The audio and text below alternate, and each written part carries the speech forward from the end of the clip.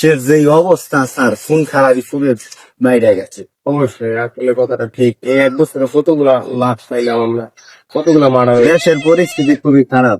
একটা কল আসছে। Hello, inspector Ariful বলতেছি। জি, কোথায়? আচ্ছা, আমরা আসতেছি। স্যার, সিলাস্তার 2 নং ওয়ার্ডে ওই জায়গায় একটা ঘরে নাকি একটা লাশ পাওয়া গেছে। দেখ তো, বলতে না বলতেই এসে পড়ছে।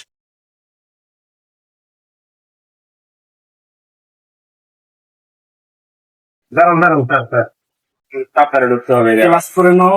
কাম ইয়াম। আচ্ছা ঠিক আছে স্যার।